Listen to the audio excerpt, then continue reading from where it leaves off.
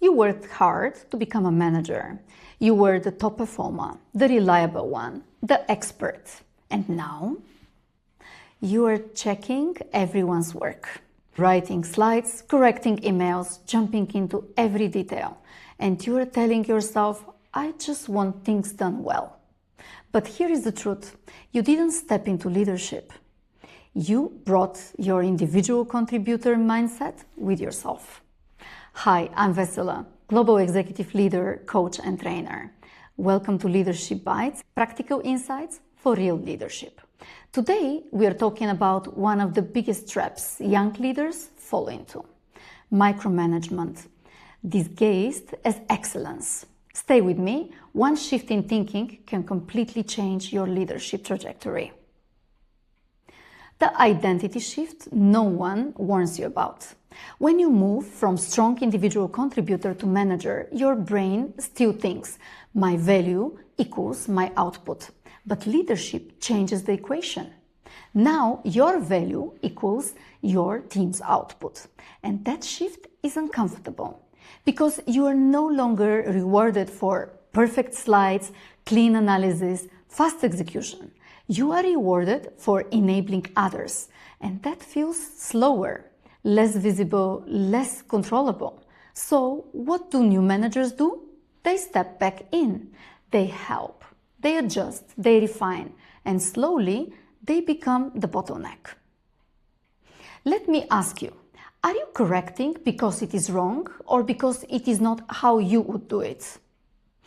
That question separates leadership from control. You mistake speed for leadership. As an IC, speed made you successful. You were fast, efficient, reliable. So when your team struggles, you think, it's quicker if I just do it. But every time you take back a task, you send two messages. I don't fully trust you. I'm still the expert here. And your team adapts. They stop taking initiative. They wait for corrections. They underperform strategically, not because they can't, but because you won't let them grow anyway. You fear losing relevance.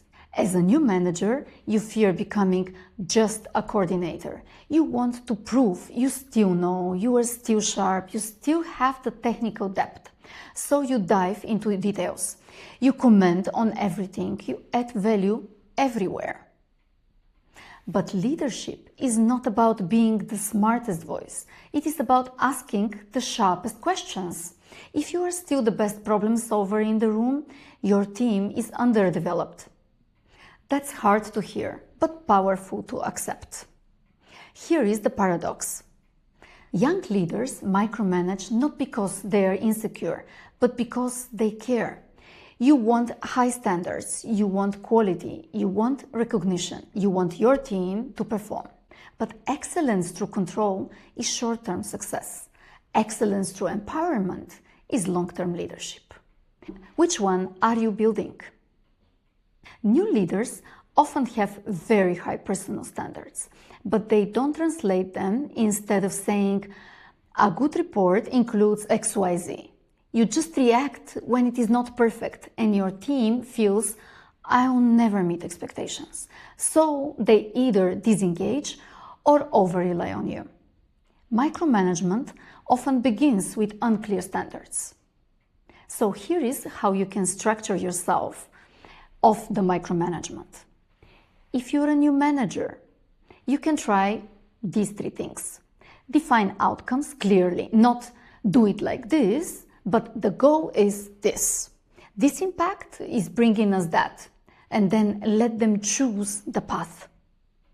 Set review moments up front instead of hoovering. You can say, let's align halfway. Send me a draft by Wednesday. Instead, sometimes you might be unpredictable and you're not supporting the team this way. Replace correcting with coaching. Instead of this isn't right, you can say, what was your thinking behind this? What alternatives did you consider? That builds thinking, not dependency. If you just become a manager, remember this. Your success is no longer measured by how well you perform. It's measured by how well others grow. If your team cannot succeed without you, you're not leading yet. You're still performing, and leadership requires letting go of being the hero. If you are a new leader navigating this shift, subscribe for these practical leadership insights every week. And in the next video, I will talk about the difference between confident and insecure leadership.